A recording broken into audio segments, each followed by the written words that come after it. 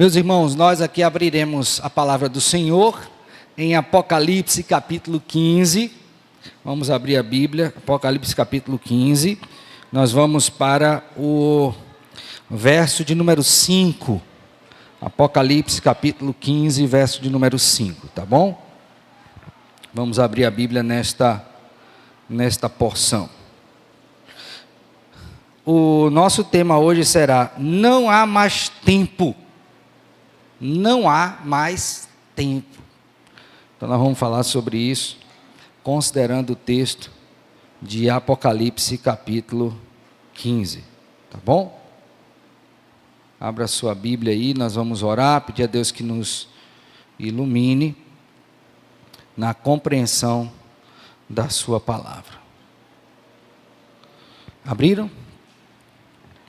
Diz assim, oremos assim, digo ao nosso Senhor. Pai bendito, nós louvamos por Tua graça em nossa vida. Graça essa manifesta quando o Senhor nos trouxe à existência e tem nos preservado. De maneira especial, quando nos fez compreender a Tua palavra e nos regenerou com a viva semente incorruptível. Também manifesta quando somos santificados pelo Senhor.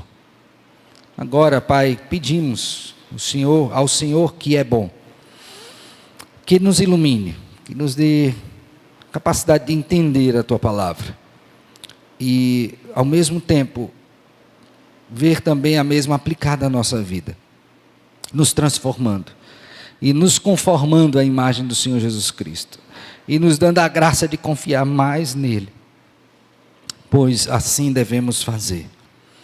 Ajuda-me, ó Deus, a explicar e aplicar com fidelidade. Tudo isso rogamos em Cristo com gratidão e perdão dos nossos pecados. Amém. Então vamos, irmãos, ler agora juntos Apocalipse capítulo 15, versos de número 5 a 8, tá bom? Depois destas coisas, olhei e abriu-se no céu o santuário do tabernáculo do testemunho, e os 7 anjos que tinham os 7 flagelos saíram do santuário, vestidos de linho puro e resplandecente e cingidos ao peito com cintas de ouro. Então, um dos 4 seres viventes deu aos 7 anjos 7 taças de ouro, cheias da cólera de Deus, que vive pelos séculos dos séculos. O santuário se encheu de fumaça, procedente da glória de Deus e do seu poder, e ninguém podia penetrar no santuário, enquanto não se cumprisse os 7 flagelos dos 7 anjos. Amém. Meus irmãos, eu queria introdutoriamente pedir que você abrisse a sua Bíblia em 1 Tessalonicenses, capítulo número 2. Esta epístola escrita pelo apóstolo Paulo, ela tem um tom escatológico muito forte, predominante. Você vai ler esta epístola, também a segunda, e verá isto com muita clareza. Inclusive, quando ele faz referência no capítulo 1 da primeira epístola, que aqueles irmãos, eles foram convertidos pelo Senhor e aguardavam a bendita, ou a vinda do bendito, que é o Senhor Jesus Cristo. Você vai ver isso no verso 10 do capítulo 1. Então, logo no primeiro capítulo, você percebe que essa igreja está recebendo uma instrução da parte do Senhor, cujo foco, tema predominante, é exatamente a segunda vinda do Senhor Jesus Cristo. E Paulo está preparando essa igreja para esta vinda. Ele não quer que esses irmãos sejam encontrados de modo displicente, alheios à vida de Deus. Pelo contrário, que eles estejam firmes, crescendo espiritualmente. E aí, quando chega no capítulo 2 da primeira epístola, do verso de número 13 até o verso número 16, o apóstolo Paulo vai agradecer a Deus, porque aqueles irmãos, de maneira diferenciada, eles receberam a palavra do apóstolo, como de fato ela era, e é, palavra de Deus. E essa palavra estava agindo naqueles irmãos, de maneira tal que eles tinham um testemunho destacado naquela sociedade onde eles estavam inseridos. Mas esse testemunho que davam, esse proceder deles, trouxe sobre eles certamente grandes perseguições, sobretudo pelo fato de que a vinda do Senhor estava próxima, e está, e os inimigos da cruz de Cristo se manifestariam contra a igreja do Senhor. É nesse contexto, então, que o apóstolo Paulo diz algo que eu queria chamar a sua atenção e usar, logicamente, como introdução a esse estudo de Apocalipse, capítulo 15, de 5 a 8. Então, eu vou ler com os irmãos a partir do verso 13 até o verso número 16. ênfase no 16. Diz assim, ó: outra razão ainda temos nós para incessantemente dar graças a Deus, é que, tendo vós recebido a palavra que de nós ouvistes, que é de Deus, acolhestes não como palavra de homens, e sim como em verdade é a palavra de Deus, a qual, com efeito, está operando eficazmente em vós, os que credes.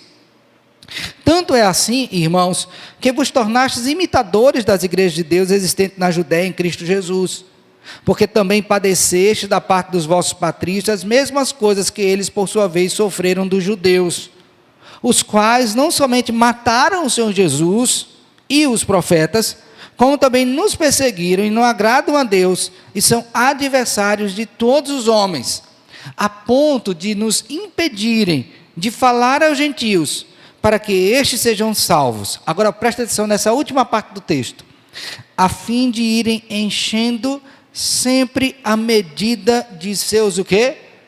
Pecados. Uma ilustração boa para isso aqui é você imaginar um balde. Eu já até acho que eu falei isso aqui para os irmãos em outra oportunidade, no passado. É como se tivesse um balde cheio de água e uma torneira aberta que ela vai pingando. E aí o balde vai enchendo. E chega um momento que satura, transborda. E não tem mais jeito, não tem como voltar atrás, transbordou. É exatamente o que está sendo dito aqui: a irem enchendo sempre a medida de seus pecados. Então, você vai enchendo aquele balde, achando que ele nunca vai transbordar, mas chega um momento que ele transborda, e aí não tem mais jeito, transbordou. E aí, quando chega na parte final deste verso, diz o seguinte, olha: a ira, aí você pergunta, a ira de quem? De Deus. Porém, ou seja, a despeito deles estarem esse tempo todo agindo como se nada fosse acontecer, chegou o momento em que ela transbordou a medida dos pecados. Então a ira de Deus veio contra eles, e note bem a especificidade, não veio contra o povo do Senhor, veio contra aqueles que estavam contra o povo do Senhor, inclusive impedindo ou tentando impedir o progresso do evangelho. E aí ele diz, veio o quê? A palavrinha última aí, definitivamente, não teve jeito.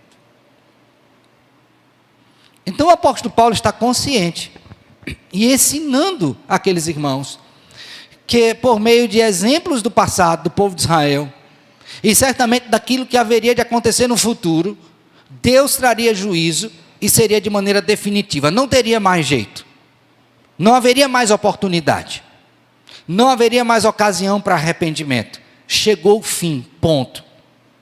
Com isso em mente, eu queria que nós olhássemos para o texto de Apocalipse, capítulo 15, versos de 5 a 8, porque é exatamente isso que está acontecendo aqui nesse texto.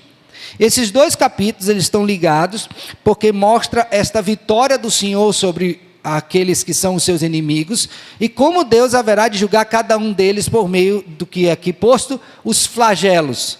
Lembre que Deus vem falando que vai julgar o povo, eu já mostrei isso no nosso encontro passado, e aí você tem as trombetas que foram soadas, né, 7 também, você tem, por favor, olhe comigo aí, a partir do verso de número 8, capítulo 8, digo, verso de número 7, as trombetas, que acabei de citar. No capítulo que antecede, você tem os selos, então são expressões do juízo de Deus. Então Deus está mostrando que vai julgar esse povo. O diferencial que há, né, o mais específico que eu quero me deter hoje, entre os selos e as trombetas, para estes que estão aqui, que são os flagelos, é porque somente nos flagelos é que você vai ter essa linguagem final, definitivamente. Em outras palavras, Deus vai mostrando o que vai fazer, mas quando chega nos flagelos é que ele diz declaradamente, acabou, ponto final, vocês não vão mais a lugar algum com este intento e com estas ações. Então, quando nós lemos, irmãos, Apocalipse 15, de 5 a 8, É exatamente isso que esse texto nos ensina. O ponto final para o ímpio. Não há mais chance para você. Deus decretou o que havia de fazer, realizou toda a sua obra, deu tempo para vocês se arrependerem e vocês não o fizeram. Uma prova disso que nós temos no texto, por favor, olhe comigo agora para o capítulo 16, verso de número 11. Estão vendo aí? Capítulo 16, verso 11. E blasfemaram o quê? O Deus do céu, por causa da angústia e das úlceras que sofriam. E o quê? E não se arrependeram de suas o quê? Obras. Deus deu oportunidade. Deus mostrou o juízo, mas eles o quê? Não se arrependeram. E aí a outra palavra também importante aqui, que mostra esse caráter definitivo, é o verso número 17. Por favor, veja comigo agora. Do capítulo 16. Então derramou o sétimo anjo a sua taça pelo ar, e saiu grande voz do santuário do lado do trono, dizendo o quê? Feito está. Está consumado. Não tem jeito. Irmãos, de que maneira então nós deveríamos olhar para esse texto, já que o Senhor Deus, de maneira tão clara, está falando acerca disso, que não há mais tempo. Não há mais tempo. A primeira coisa é que eu queria que você observasse, é que esse juízo de Deus, ele se dá de maneira justa.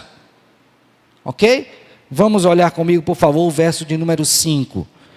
É dito assim: depois destas coisas, onde ele viu, né, e ouviu os anos cantando acerca da justiça, da santidade de Deus, do poder do Senhor, e de que todos iriam se dobrar diante de Deus, ele disse: depois destas coisas, olhei, e abriu-se no céu o santuário do tabernáculo do testemunho.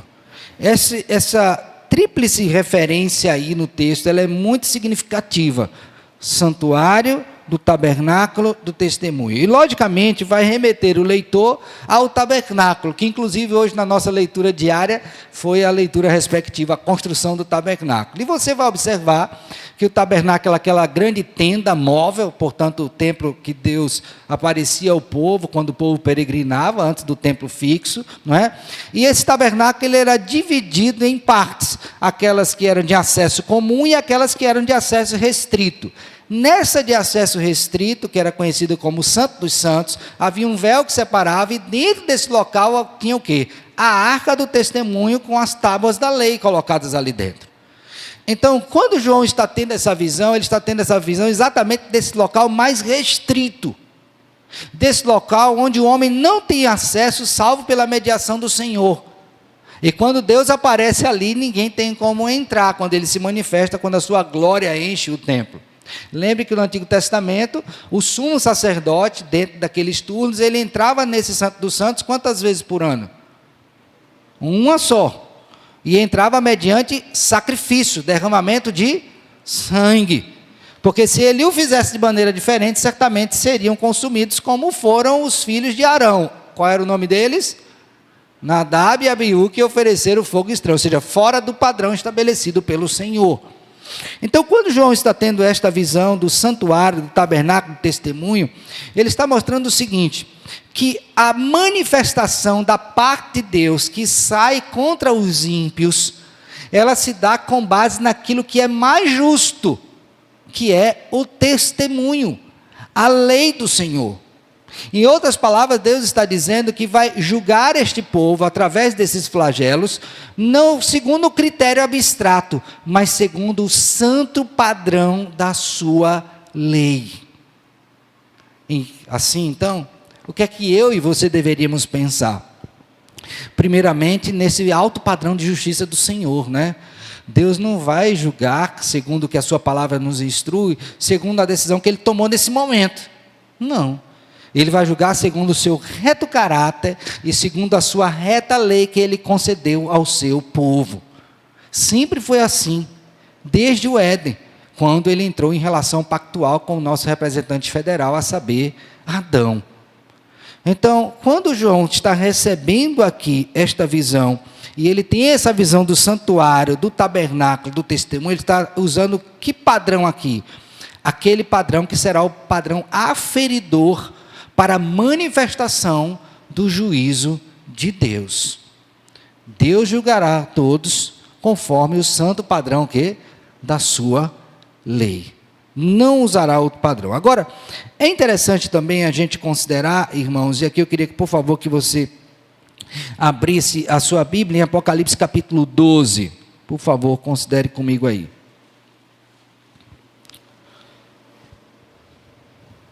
Apocalipse, capítulo de número 12.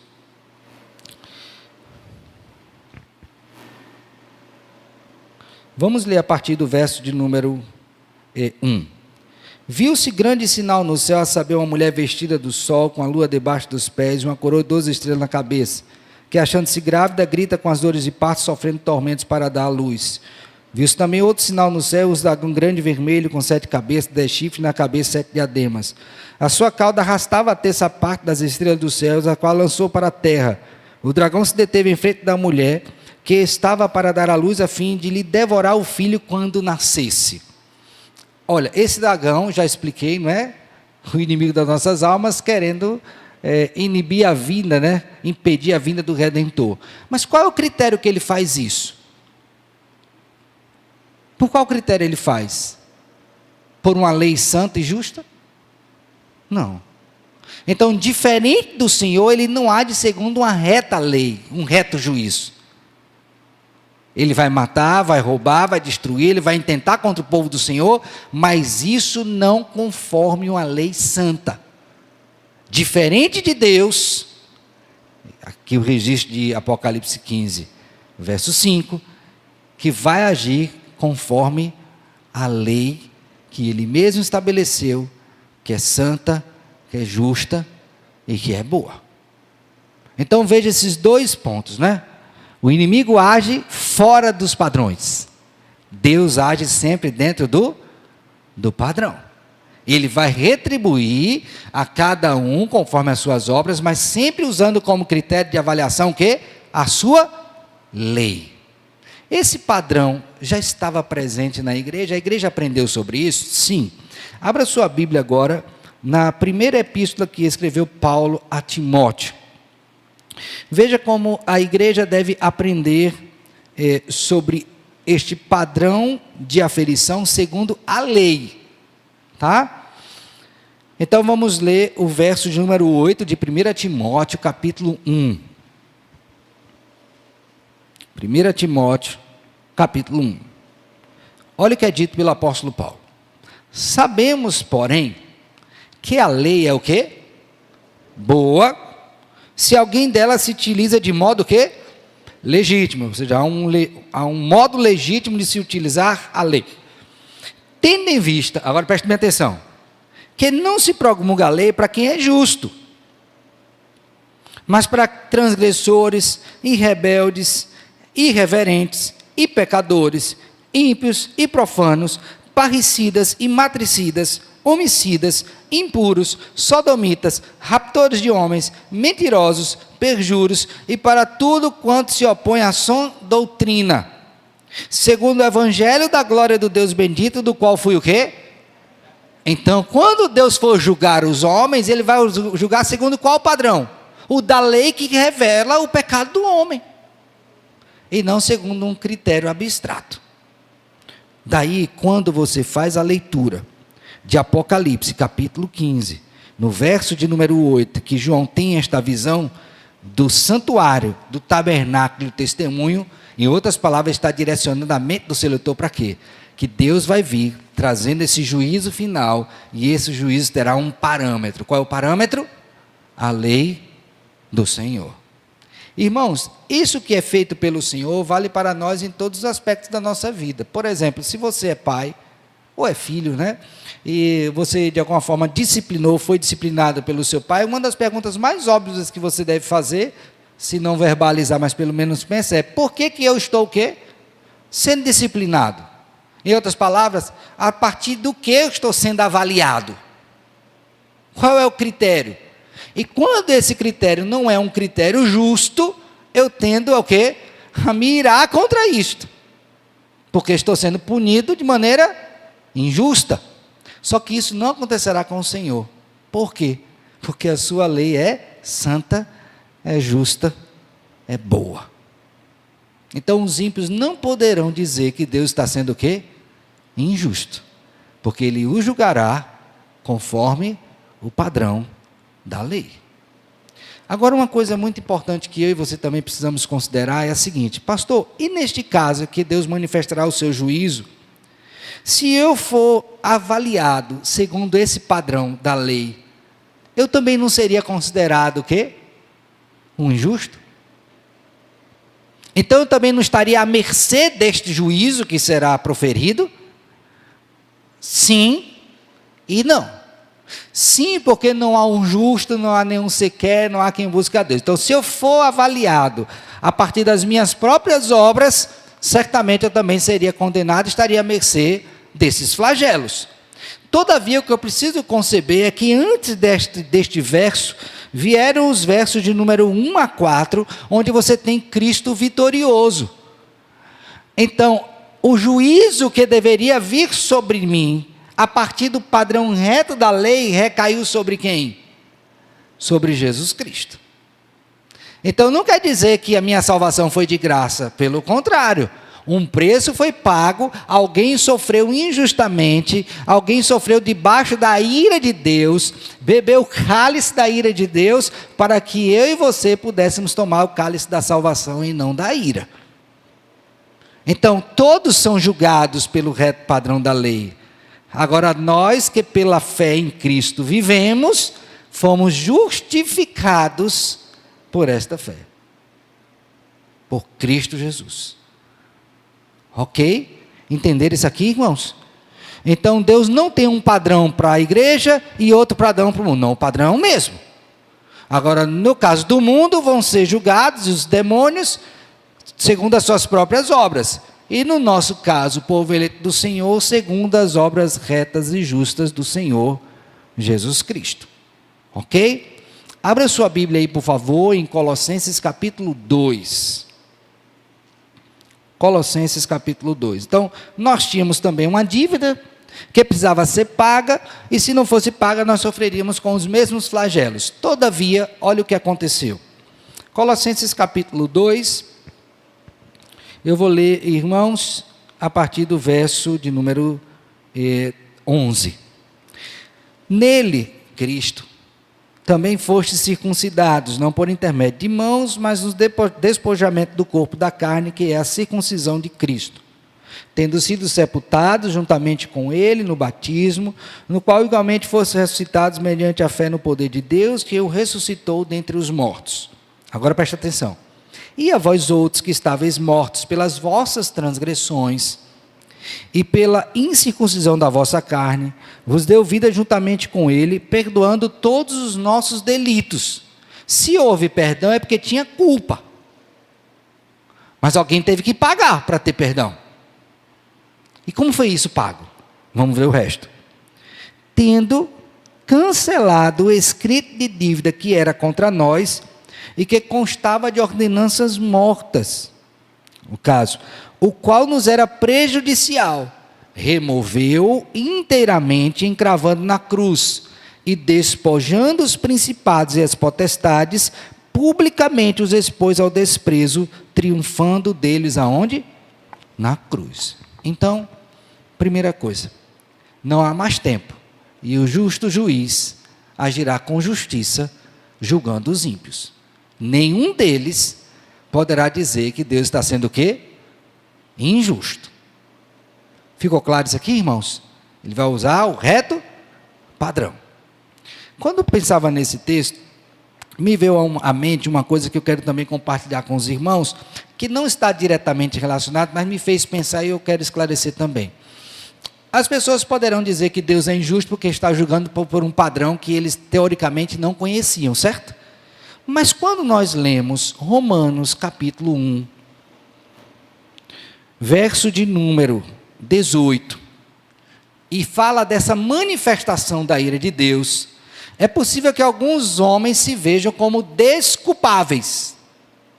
Não é verdade? Como desculpáveis. Mas o que Deus em sua palavra ensina? Vamos ver então? Romanos 1, 18. A ira de Deus se revela do céu contra toda impiedade e perversão dos homens, que detêm a verdade pela injustiça. Porquanto de Deus, que de Deus se pode conhecer, é manifesto entre eles, porque Deus lhes manifestou. Porque os atributos invisíveis de Deus, assim o seu eterno poder, como também a sua própria divindade, claramente se reconhecem desde o princípio do mundo, sendo percebido por meio das coisas que foram criadas.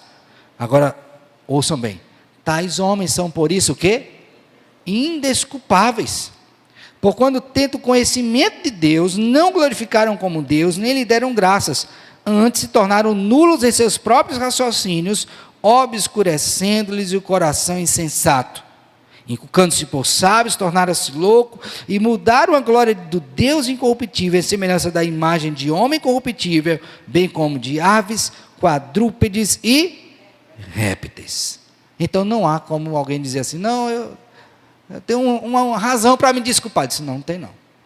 Nenhum. Ele vai julgar pelo padrão reto e nenhum homem tem razão para dizer, eu não sabia. Todos. Todos. Então, não há da parte de Deus injustiça. Quero deixar bem claro aqui que eu não sou advogado do Senhor, viu? Na verdade, Ele é o meu advogado. Eu só estou mostrando aquilo que alguns homens podem atribuir a Deus de injustiça. Não. Ele vai julgar pelo reto padrão e nenhum homem será em sua presença desculpável. Ficou claro? Alguma consideração, alguma pergunta? Ok. Então, voltemos para Apocalipse 15. A outra coisa que o texto nos mostra, irmãos, nesse sentido de que não há mais tempo, está agora no verso de número 6. Quando Deus então diz que vai julgar a todos segundo o reto padrão, Ele coloca emissários para realizar este juízo. Tá certo? E quem são estes? Verso 6. E os 7 anjos que tinham os 7 flagelos saíram do santuário. Então eles vieram como que? Emissários do Senhor, portadores deste juízo, que são os flagelos. Então Deus os enviou. E eles saíram de que forma? Vestidos de linho puro e resplandecente, e cingidos ao peito com cintas de ouro. Pastor, o que esse texto está nos revelando? Primeira coisa, já disse que eles saíram da parte de Deus. Logo, eles são emissários da parte de Deus. As suas vestes e essa cinta mostram para quê? Para o grau de pureza que esses anjos têm. Portanto, como emissários do Senhor, eles não são impuros. E são aqueles que têm a responsabilidade de executar esse reto juízo da parte de Deus, conforme o santo padrão que Deus ordenou. De tal maneira que não deveria haver confusão com outros anjos, como aqueles anjos caídos, porque esses eram de fato emissários do Senhor, linho puro. Quando a gente olha essa expressão na escritura de linho puro, refere-se a quê? A pureza moral. Então não é qualquer ser que vai estar da parte de Deus julgando o mundo. Impuros não poderão julgar impuros. Então são seres puros que vieram da parte do Senhor. São resplandecentes. Lembra que toda vez que aparece essa ideia de luminosidade, apresenta também para a questão de santidade. Lembra que nós somos sal e luz no mundo? A treva ou as trevas, não podem combater a luz, porque quando a luz vem, resplandece nas trevas, ok? Então essa mesma ideia aqui. E eles estão também cingidos ao peito com cintas de ouro. Essas cintas, logicamente, elas apontam também para este grau de autoridade que lhes é dado para julgar. Então são seres puros, seres que vieram da parte do Senhor, cheios de autoridade para julgar aqueles que foram designados pelo Senhor. A outra coisa que você vai observar também, aí eu queria que você acompanhasse o verso de número 7, é que, então, um dos 4 seres viventes deu aos 7 anjos 7 taças de ouro. Lembre bem que as orações dos santos foram feitas. E os santos perguntaram o quê? Até quando, Senhor, a gente vai resistir a isso? Até quando a gente vai sobreviver a esta condição de perseguição? E as orações dos santos são apresentadas como taças de ouro também. Então, a mesma linguagem utilizada para a oração que foi feita é agora utilizada para a oração que foi respondida. Então, quando os leitores de João ouviram isso, que esses anjos receberam da parte de um dos seres viventes 7 taças de ouro, responde a que questão? O até quando? A resposta chegou. Deus não deixou de ouvir a oração dos seus santos. Até quando? Agora é a hora. Não tem mais tempo para eles. Chegou o tempo do fim. E aí há um complemento que você deve observar também, que essas taças, elas estavam o quê? Cheias de quê? Da cólera de Deus. Então pense bem na relação que há. O povo de Deus está sofrendo horrivelmente da mão dos ímpios. E eles oram. O povo ora: Senhor, até quando? Parece que Deus não responde inicialmente, mas Deus está agindo. E chega o momento em que a resposta chega. Quando a resposta chega, taças de ouro, essas taças elas vêm cheias de quê? Da cólera, da ira de Deus. E essa ira de Deus contra quem? Contra aqueles que oraram ou contra aqueles que estavam afligindo aqueles que oraram? Contra aqueles que estavam afligindo os que oraram. Então Deus respondeu à oração do seu povo, trazendo juízo sobre os ímpios, sobre aqueles que afligiam o seu povo. Como? Com ira. Ira que é santa, ira que é justa. Está claro aqui, irmãos? Agora observe bem, que o texto prossegue dizendo: cheias da cólera de Deus, a ira de Deus. Agora, esse Deus que vive o quê? Pelos séculos dos séculos. Essa é uma outra designação que aponta para a eternidade do Senhor. Ou seja, o juiz de toda a terra, o Rei dos reis, aquele que era, que é e que há de ser, ele mesmo foi que ouviu a oração dos seus santos e respondeu. Agora preste bem atenção numa coisa. Quando essa ira é derramada, ela é derramada por aquele que vive pelos séculos dos séculos. Aí a pergunta que você tem que fazer é a seguinte: por quanto tempo durará essa ira?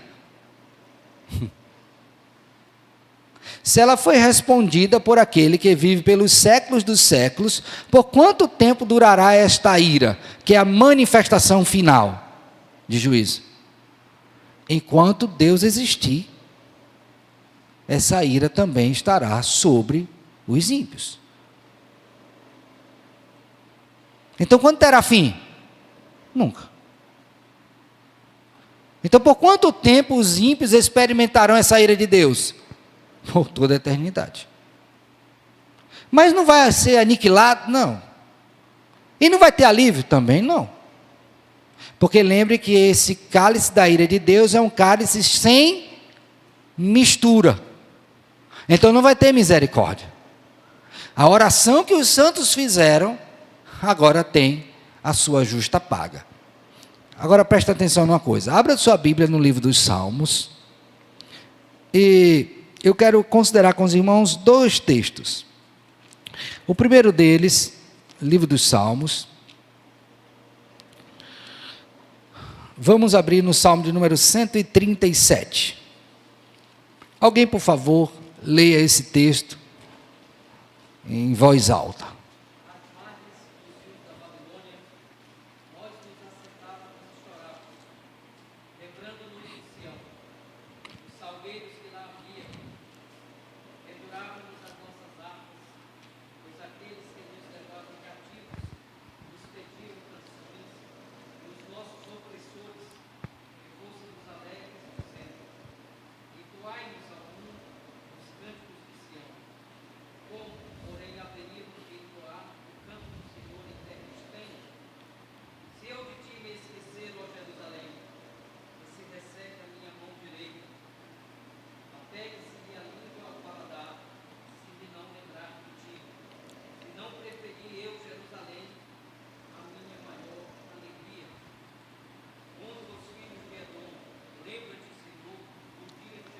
Preste bem atenção nisso, ó. Contra os filhos de Edom, lembre que Edom foi um inimigo perpétuo do Senhor, descendentes de Saul, lembram disso?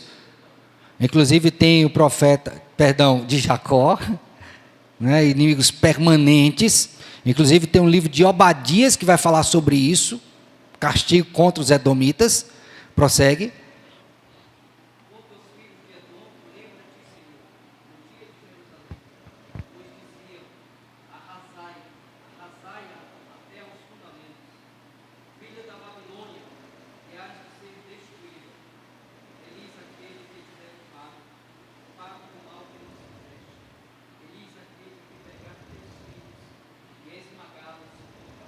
Está vendo? Isso é uma oração. Que foi feita por quem? Por aqueles que estavam no cativeiro. Quem é o autor deste salmo? Tem aí? Salmo 137? Deixa eu só dar uma olhadinha aqui, ou se é um anônimo. Tem um nome? Não, não tem, é um salmo anônimo. E alguns sugerem, né, que seria Davi o autor deste salmo. Mas, de qualquer sorte, é num contexto de sofrimento. E o povo está orando. E a resposta veio? Veio. Aonde? Apocalipse 15. Os flagelos vieram. Agora vamos ver um outro exemplo. Entenderam isso aqui? Deus está respondendo a oração do seu povo contra aqueles que afligiam o seu povo. Vai vir a resposta. Não se engane com relação a isto. Agora veja o Salmo 52, que é um outro salmo também de cunho imprecatório. Davi estava fugindo de Saul e veio um dedo duro, né, chamado Doeg, para dizer onde Davi estava. Na casa de Abimeleque, no caso. E aí Davi vai falar algo para o Senhor, em termos de oração também, que tem esse mesmo cunho imprecatório. Observe bem. Por que te glorias na maldade, ó homem poderoso? Pois a bondade de Deus dura para sempre. Ou seja, a maldade dos homens ela é temporária, a bondade de Deus não. A tua língua urde em planos de destruição, é qual navalha afiada, ó praticadoras de engano. Amas o mal antes que o bem, preferes mentir a falar retamente. Amas todas as palavras devoradoras, ó língua fraudulenta. Agora observe bem o verso 5. Também Deus te destruirá para sempre. Note bem, irmãos, no verso 2, presta atenção. A tua língua urde planos de quê?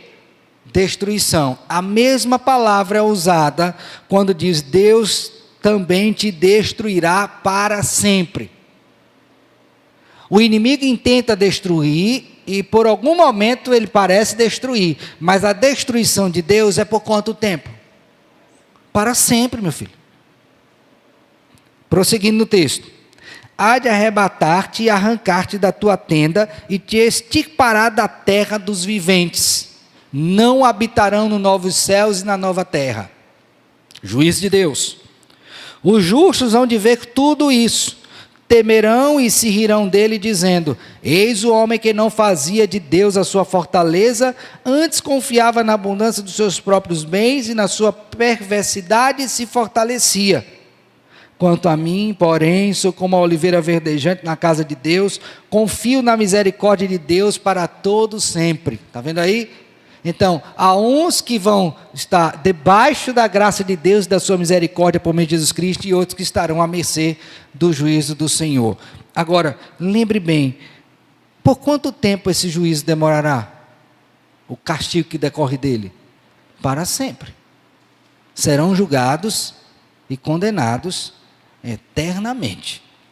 Volte seus olhos mais uma vez para Apocalipse capítulo 15, verso 7. Cheios da cólera de Deus, que vive pelos séculos do quê? Dos séculos. Quando o leitor ouve isto, quer sejam os crentes ou não, poderiam dizer o seguinte: mas espera aí que não vai ser desse jeito não. Pode ser que Deus ainda queira reverter e mudar o seu plano, e nos dê mais um tempo. Só que diante de tudo isso, já li no início com os irmãos, que eles não se arrependeram. mesmo diante de tantos flagelos. Agora, por que Deus não mudou de opinião? Então vamos ver agora, por favor, o verso de número 8. Olha o que é dito. O santuário se encheu de quê? De fumaça, procedente da glória de Deus e do seu poder. Esta manifestação do Senhor enchendo o santuário de fumaça aconteceu algumas vezes na Escritura. Tanto enchendo como dele saindo. Então vamos lá. Quando o tabernáculo foi erigido, você vai ver ali a glória de Deus sendo manifesta por meio desta fumaça no tabernáculo, quando o povo estava caminhando rumo à terra prometida. É um exemplo. Depois, quando o templo do Senhor é erigido, o templo fixo, por Salomão, também a glória do Senhor enche o templo. E quando esses eventos acontecem, ninguém pode permanecer ali, porque onde Deus está enchendo, não há espaço para mais nada. Ok? Por outro lado, você vai ver, quando o povo pecou, que Israel foi tomado pelo Império Babilônico, também a glória de Deus deixa o templo. Aí ele é tomado, derrubado. Então perceba o seguinte, quando Deus está presente, ninguém mais pode estar na sua presença. Um exemplo disso é Isaías 6, quando Isaías tem a visão do alto e sublime trono, e a glória de Deus enchia, e ele diz que não podia estar na presença do Senhor por causa da sua pecaminosidade. Então, quando João ouve aqui, o santuário se encheu de fumaça, ele vê, não é? Não ouve. Procedente da glória de Deus e do seu poder, qual é a consequência direta em face disso que acabei de dizer aos irmãos? Que ninguém vai poder estar ali, porque Deus está ali. Então, o que é que o Senhor vê? E ninguém podia penetrar no santuário, porque Deus estava o quê? Presente. Então, se alguém quisesse entrar no santuário para pleitear com Deus alguma coisa, poderia? Não. Dessa forma, então, Deus não iria mudar a sua atitude, que era de julgar os ímpios. Foi feito de uma vez por todas. Todas as oportunidades que ele deu já foram dadas. Agora que ele liberou esses últimos flagelos, não tem mais jeito. Não tem mais oportunidade. E o texto é muito enfático ao afirmar isso, dizendo o seguinte: que ninguém poderia ou podia penetrar no santuário. Agora note o aspecto temporal. Enquanto não se cumprisse quantos flagelos? Os 7. Em outras palavras, enquanto ele não cumpriu o seu propósito de julgar, finalmente, ninguém vai entrar aqui. Em outras palavras, não tem mais jeito, não tem mais tempo. Deus designou, vai se cumprir. Quem tiver que ser julgado, vai ser julgado. Quem tiver de sofrer, vai de sofrer. Quem tiver de se arrepender, já se arrependeu, porque não haverá mais tempo de arrependimento. Agora será só tempo de quê? De juízo. Então, o juízo do Senhor não somente é justo, porque é com base em um critério correto, ele é realizado de maneira cabal também. Quando nós olhamos para esse texto, irmãos, onde Deus designa estes para realizar o seu juízo como resposta à oração dos santos, esse é um aspecto. O que é que eu e você deveríamos pensar como povo do Senhor, já que esse juízo é certo? Como é que eu e você deveríamos agir? Como é que os ímpios deveriam agir? Sabendo que não há mais tempo. Qual deveria ser a sua atitude? Então agora eu queria que você abrisse mais uma vez a sua Bíblia. Por favor, inicialmente, 1 Tessalonicenses, no capítulo de número 4. Note bem, se o juízo do Senhor é certo, e o é, vamos ver como é que nós deveríamos fazer. capítulo 5, verso 1. Eu queria que vocês lessem. Lessem na seguinte perspectiva: Senhor, o que é que eu devo fazer, sabendo que Deus já decretou o juízo de todas as coisas, é certo? Vamos aí? Verso 1. Irmãos, relativamente aos tempos e a épocas, não há necessidade de que eu vos escreva, pois vós mesmos estáis inteirados com precisão, que o dia do Senhor vem como ladrão de noite. Quando andarem dizendo paz e segurança, eles que sobrevirá repentina destruição, como vêm as dores de parto que está para dar à luz. Agora preste atenção, e de nenhum modo escaparão. Tem algum jeito de escapar? Não tem, não. Ah, mas eu vou... Não, não tem jeito.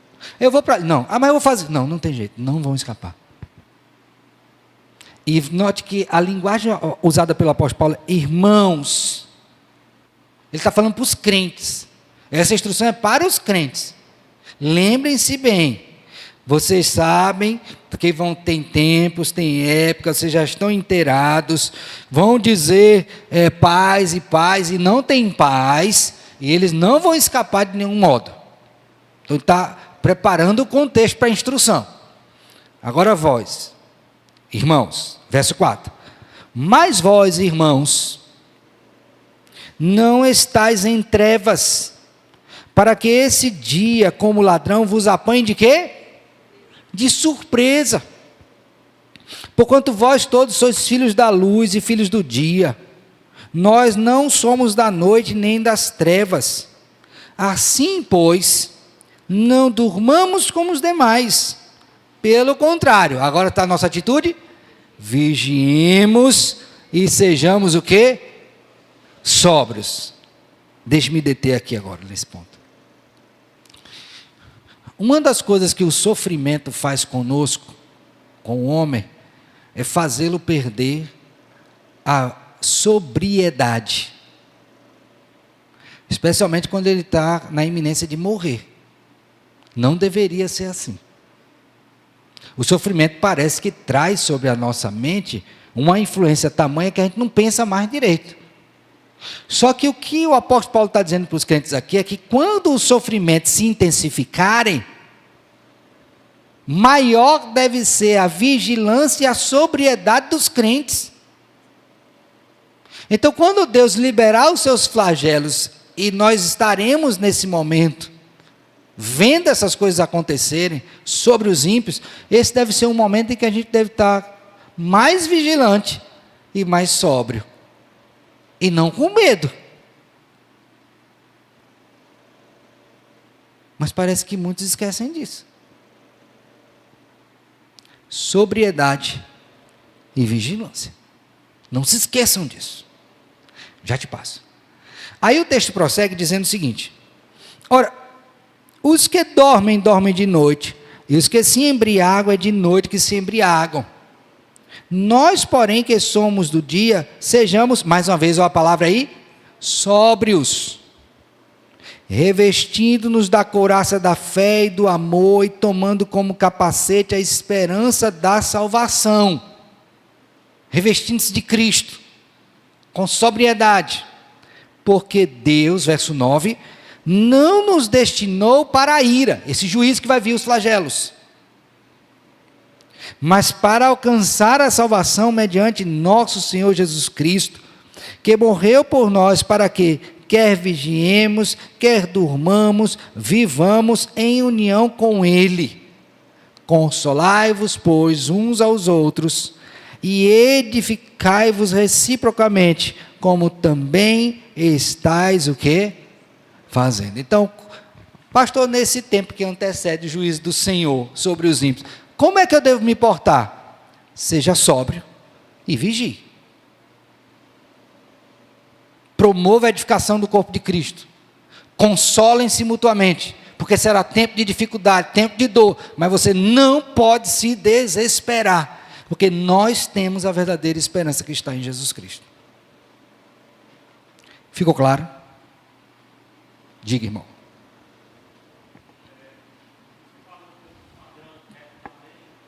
Seremos julgados.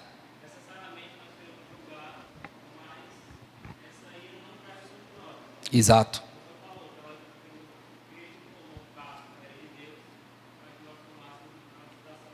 Perfeito.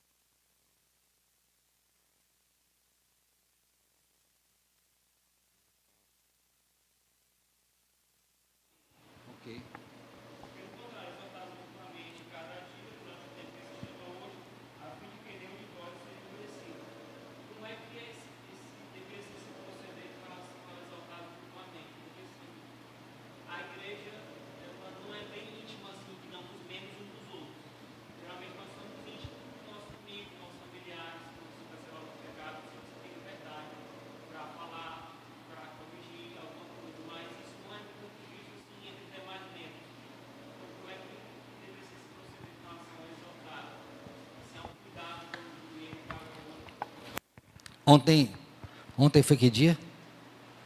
Na sexta-feira eu conversava com um irmão sobre o capítulo 26 da Confissão de Fé, que é a comunhão dos santos. E nesse tópico eu estava compartilhando com ele o seguinte, que nós precisamos aprender muito sobre esse assunto, comunhão dos santos. Para que a igreja não se torne um clube onde a gente se encontre apenas nos domingos, ou nos dias regulares de atividade. Por quê? Porque há uma necessidade de fazer isso que está no texto, essa mútua exortação, onde eu ligo com o irmão, mando a mensagem para ele, onde eu vou visitá-lo, onde eu recebo em casa, sou visitado por ele, onde a gente senta, lê uma porção da Escritura, lê uma porção do símbolo de fé, onde a gente fala sobre a doutrina, onde a gente se exorta mutuamente para que haja crescimento, fortalecimento. Então, a igreja perde quando não faz isso, meu irmão, essa exortação mútua. E essa é uma tarefa individual de cada crente, enquanto membro do corpo de Cristo Jesus. Porque nós vamos ter diversos tipos de crentes no corpo de Cristo. E cada um deles vai precisar de um tratamento diferenciado. Então, vou exemplificar isso com a Escritura. Abram a Bíblia aí, em 1 Tessalonicenses 5, por favor. Veja o verso 14. Olha só, viu? Tipos de crente. Exortamos-vos também, irmãos, a que admoesteis os insubmissos. Qual é o primeiro tipo de crente que está aí? Crentes insubmissos. O que é que crentes insubmissos precisam? Admoestações. Aí ele diz, consoleis os desanimados. Que tipo de crente tem aí? Desanimado. O que é que crentes desanimados precisam? Obrigado. Consolo. Está vendo aí os tipos de crente? Aí tem outro tipo. Ampareis os fracos. Que tipo de crente nós temos aí? Fracos. O que é que crentes fracos precisam? Amparo. Aí ele tem uma quarta classe que ele generaliza, né? E sejais longânimos para com todos. Então vamos botar a classe dos todos, que seria o resto, né? Que precisa de quê? Longanimidade. Então Deus está mostrando na sua palavra aquilo que você acabou de mostrar, mais um tipo de crente, que seria esse de Hebreus, onde são crentes que precisam ser exortados, encorajados. Não são os únicos aqui não é uma lista exaustiva, né? Então cada crente vai precisar de um auxílio específico. Por exemplo, agora nós estamos vivendo, né, ao longo desses 2 anos, muita enfermidade, gente que perdeu entes queridos. Qual tem sido o meu papel junto a esses irmãos? Para quantos eu liguei? Com quantos eu orei? Ou por ele orei? Para quantos eu enviei um texto bíblico ou um texto, uma meditação para ele ler e ser consolado? Não é verdade? Mas quando eu estou sofrendo, eu quero essa ajuda. Mas eu estou vendo um monte de gente padecendo e eu não me sensibilizo com isso.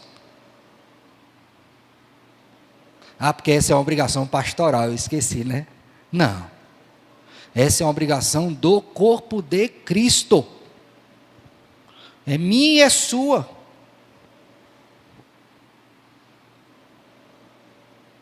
Então, em tempos que se aproximam do fim, onde os sofrimentos serão intensificados e muitos apostatarão da fé, como é que eu vou exercer o meu papel como crente diante dessas dificuldades? Lógico que tem um aspecto da vigilância pessoal, mas tem um aspecto comunitário. Deus está junto aos irmãos, orar com eles e por eles, instruí-los na Escritura, afastar inimigos que porventura estejam perto. Essa é a minha atitude, deve ser a nossa. Então, o autor, logicamente, né, a palavra inspirada, está certo quando diz isso, inclusive sob risco de alguns apostatarem, como foi o caso aí, desses que não entraram no descanso.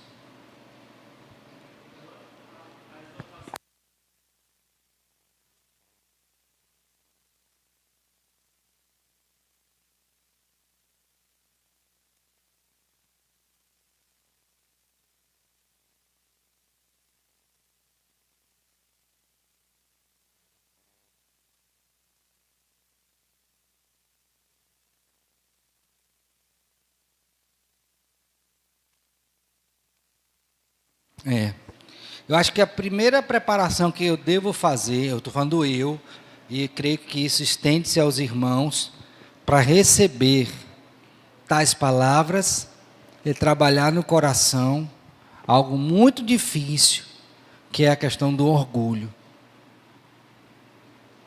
O meu orgulho me impede de ser confrontado.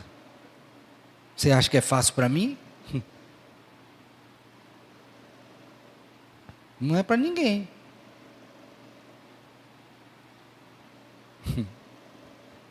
Esses dias a gente, com o José lá em casa e tal, quando ele tiver adulto, que olhar o tanto de ilustração que eu fiz com o nome dele, hein?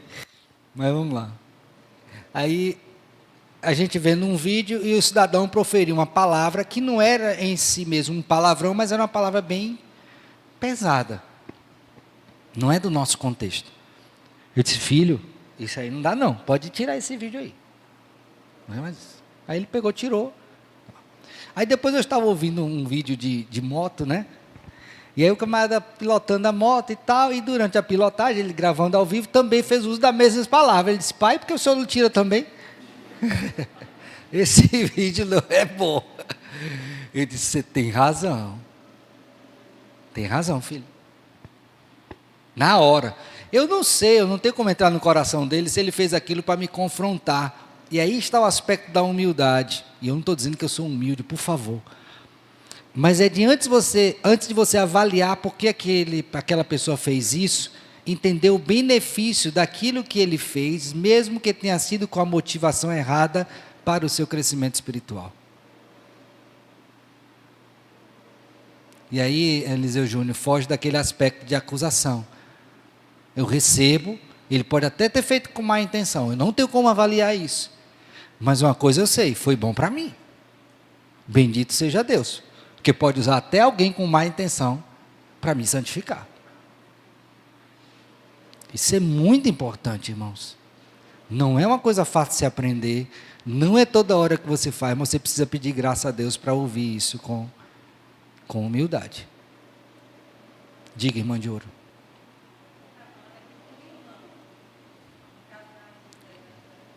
Uhum.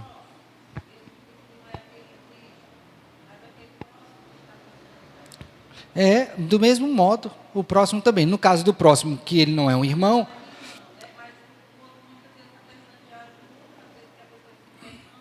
não, pode fazer, no sentido de agir evangelisticamente, mostrar o poder do evangelho na vida dele, naquele aspecto específico. E olha, uma outra coisa, viu? Deus pode usar ímpios também para nos corrigirem, viu? Tem vários exemplos na Escritura disso. Então, por isso que a gente tem que vigiar, orar, para não cair em tentação. Então, quando eu sei que o juízo de Deus é certo, não tem volta, o que eu, como crente, tenho que fazer, meu povo? Vigiar e orar. Está claro? Diga, meu filho.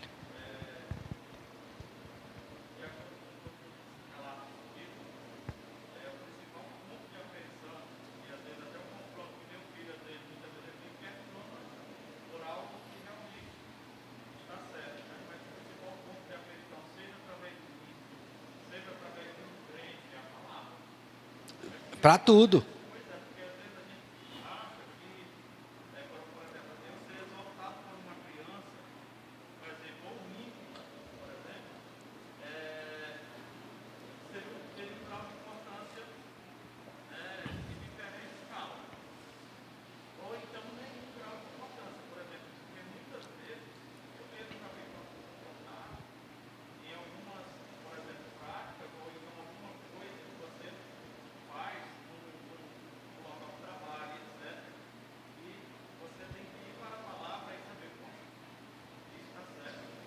É. Há um aspecto da moralidade divina naquilo que ele está dizendo. Se há, vai ter que receber. Se o modo que ele disse foi errado, tal, isso é para tratar depois. Mas pega a essência. Pega a essência. Diga, irmão.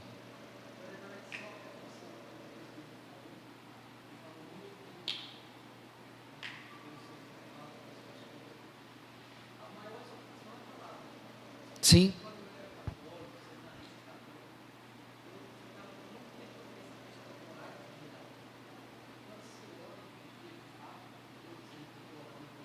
Aham, entendo, filho.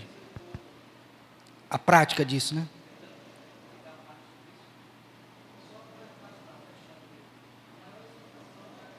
É a palavra.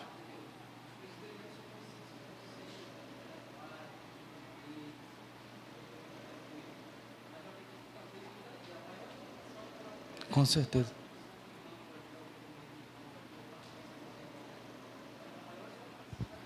Agora uma coisa importante, tá? Olha, quando qualquer um de nós for exortar alguém, corrigir, lembre do padrão de Apocalipse 15:5. Quando Deus foi julgar todas as coisas, partiu de onde? Qual foi o padrão reto? A lei. Então vamos supor, eu vou falar com o Marcelo um erro dele. Eu não vou falar da minha cabeça, não. Porque eu acho que isso. Não. Eu tenho que saber qual o fundamento bíblico para eu levar até ele esta orientação. Porque certamente, se ele não falar, ele vai pensar, de onde é que ele tirou isso? Que eu estou errado. Aí eu digo, meu irmão, aconteceu isso, isso e isso. E isso segundo o padrão da palavra do nosso Deus. Não é assim. Deve ser assim, assim, assim, por esse motivo. Então, ainda que eu seja instrumento para falar, porque Deus usa até a mula, mas deve fazê-lo pelo reto padrão. Veja que o juízo de Deus não se deu, eu fui muito enfático nisso, pisei e repisei. Quando Deus julgou, ele não julgou segundo outro critério, que não tenha sido o quê? A palavra. Não fuja disso, você vai se perder. É igual aquela situação, né? O pai manda o filho fazer alguma coisa, aí o menino, mas por quê, pai? Isso não é porque eu quero. Não, você pode até querer, mas se você quer que ele ande de acordo com o padrão do Senhor, qual é o referencial divino para aquela ordem? Não tem não, eu que inventei meu padrão. Isso é Deus, é? Não pode ser assim. Ok? Então tem que ter alguma coisa que fundamente. E o que fundamenta o nosso proceder é a Escritura. Então cai na Escritura de qualquer jeito. Não tem jeito. Cai, quando eu digo, não é cair da Escritura, né? Temos que ir para a Escritura. O irmão, depois o irmão. Pastor Eliseu.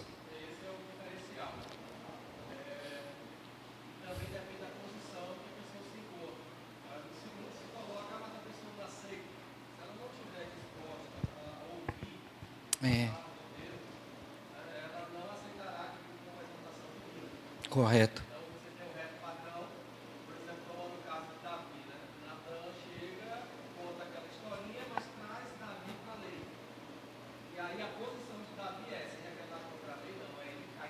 É, pequei. Pequei.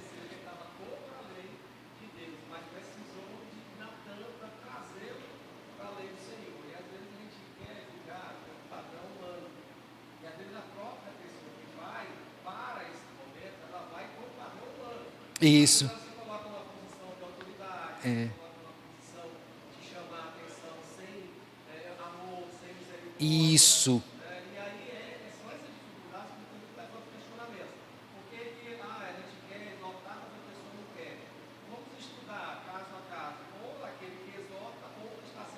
Exatamente. A disposição correta vai se perder. Tua fala me fez considerar um ponto. Eu disse, rapaz, nós estamos com falta de Natãs, né? Homens sábios para nos corrigir. Temos muitos Davis no que diz respeito ao pecar e poucos Natãs para nos exortar.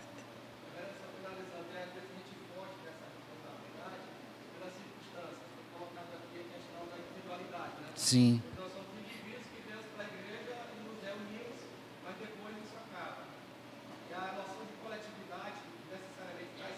É. Isso.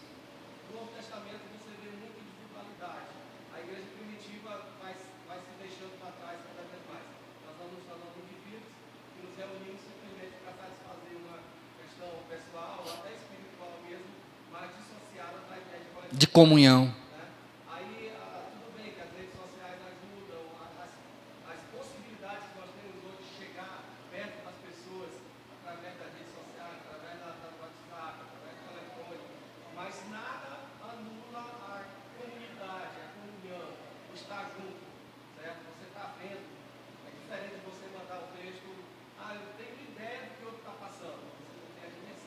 É.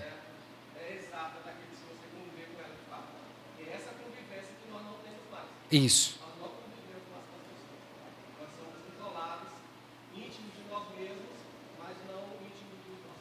Exatamente. Juan.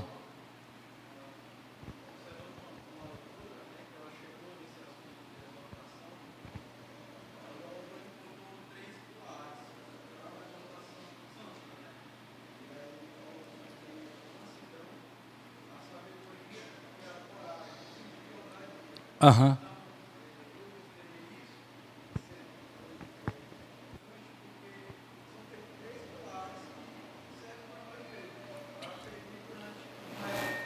Com certeza.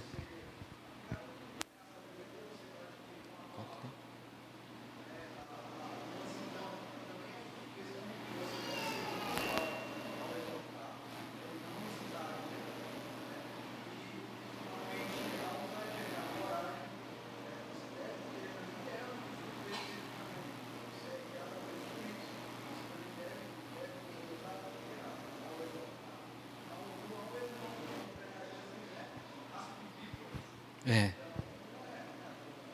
Exatamente. Diga, Marcelo.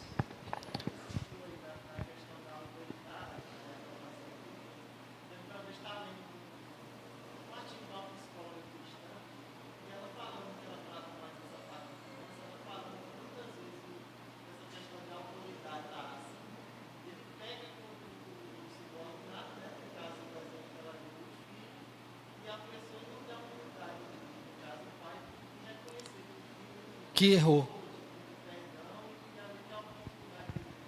Exato. Exatamente. Infelizmente. Leiam o quinto mandamento no Catecismo Maior, que nós teremos uma base correta para nos relacionar uns com os outros. Relação entre superiores com inferiores, inferiores com superiores e relação entre iguais. Leia aquilo ali, você como bom reformado, e você vai entender como se aproximar de alguém para exortar, para consolar, para animar. Com certeza.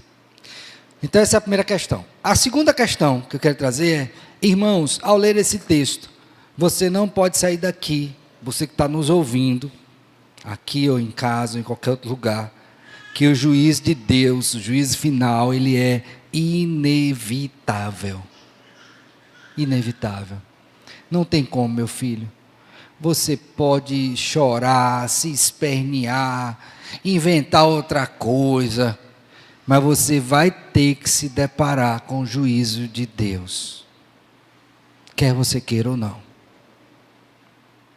E é interessante que quando os anjos saíram, eles só poderiam voltar depois de quê? Para a presença de Deus. Enquanto não se cumprisse os 7 flagelos, não poderiam ter acesso de novo. Ou seja, vai se cumprir. Você não tem para onde correr. Vai correr para onde? A melhor coisa que você faz é correr para Deus. É o único que pode lhe guardar, porque Ele é quem julga. Então, às vezes, a gente fica brincando com isso, né? Quando eu digo a gente, não me refiro aos crentes de maneira geral, mas o homem. Não, que juízo de Deus, nada, isso não vai acontecer não. Não vai? Pensaram isso no dilúvio, lembra? 120 anos ele construindo a arca, não vai ter chuva não, isso não vai acontecer não. Pensaram isso em Sodoma e Gomorra, não foi assim também? E deu em quê? Morte, porque virá. Então, não saia daqui com essa ideia distorcida de que Deus não julgará, porque Ele sim levará a termo todo o seu plano e julgará cada um conforme as suas obras. Não tem jeito. É inevitável. O juízo virá. Mais uma vez, retomando o texto de 1 Tessalonicenses, quando o apóstolo Paulo está exortando os irmãos, né? Ele diz assim, por favor, vamos lá para o capítulo 5 de novo, que eu li e vou reler. E de nenhum modo, verso 3, finalzinho, e de nenhum modo escaparão. Virá. Pastor, o senhor está querendo me aterrorizar com isso? Não, meu filho, estou querendo mostrar a verdade. Se você vai ficar aterrorizado, é um bom sinal, mas fique aterrorizado e corra para Cristo. Mas vai acontecer. Não tem jeito. Então esta é uma verdade. E o Evangelho do Senhor Jesus Cristo diz: arrependei-vos e crede, porque o reino de Deus está próximo. Ali também é uma perspectiva escatológica. Há um tempo que se aproxima do fim. Não deixe se arrepender. Não brinque com isso, por favor. O por favor é meu, não é do Senhor, que Deus não pede por favor a ninguém. Então não perca tempo. Não perca tempo.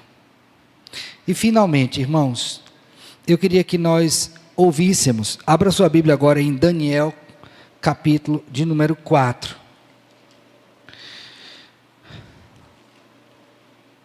Daniel, capítulo 4. Nabucodonosor era um ímpio, bem sabemos. Foi usado por Deus, junto com a sua nação, para julgar o povo do Senhor, e respondeu por sua maldade. Em Daniel, capítulo 4, verso de número 26, nós temos aí a porção em que Daniel está interpretando o sonho do rei, tá? E ele diz assim, quanto ao que foi dito, que se deixasse a cepa da árvore com as suas raízes, o teu reino tornará a ser teu, depois que tiveres conhecido que o céu domina. Isso ele está dizendo para Nabucodonosor, foi o que aconteceu depois. Agora ele diz, portanto, ó rei, aceita o meu conselho, e põe termo pela justiça em teus pecados e em tuas iniquidades, usando de misericórdia para com os pobres, e talvez se prolongue a tua o quê? Tranquilidade. Todas essas coisas sobrevieram ao rei Nabucodonosor. Ao cabo de 12 meses, passando ele pelo palácio real da cidade de Babilônia, falou o rei e disse, não é esta a grande Babilônia que eu edifiquei para a casa real, com meu grandioso poder e para a glória da minha majestade? Falava ainda o rei, quando desceu uma voz do céu, a ti se diz, ó rei Nabucodonosor, já passou de ti o reino. Está vendo? Deus deu a oportunidade. Qual foi? Põe fim à tua iniquidade. Aparte seu pecado. Porque eu vou executar o que disse. E só há uma possibilidade de reverter isso. Se houver verdadeiro arrependimento. É a única forma de você sair debaixo desses juízos. E hoje ainda há tempo. Portanto, se arrependa. Busque ao Senhor. Porque não há mais tempo para brincadeira. É necessário aproveitar a oportunidade que Deus está lhe dando. Arrependei-vos e crede no Evangelho. Que Deus nos abençoe. Amém. Vamos orar? Senhor Deus, nós rendemos graças ao Teu nome por Tua palavra viva e eficaz. Ao mesmo tempo, agradecemos também porque o Senhor nos salvou e nos livrou de tão grande condenação. Por outro lado, também temos o solene dever de anunciar o Evangelho a todo aquele que, segundo a sua graça, somos conduzidos para falar da Tua palavra. Que o Senhor nos ajude a fazê-lo com sabedoria, de tal modo que eles ouçam a Tua voz e sejam pelo Senhor convertidos, nasçam de novo e busquem para sempre a Tua presença. Fica conosco, nos sustenta, nos anima, dá que possamos vigiar e orar para que não caiamos em tentação. Que possamos consolar uns aos outros com estas santas palavras da Tua boa doutrina, aguardando o bendito dia em que o Senhor virá e nos levará consigo para o Teu reino. Assim oramos em Cristo com gratidão e perdão dos nossos pecados. Amém. Amém.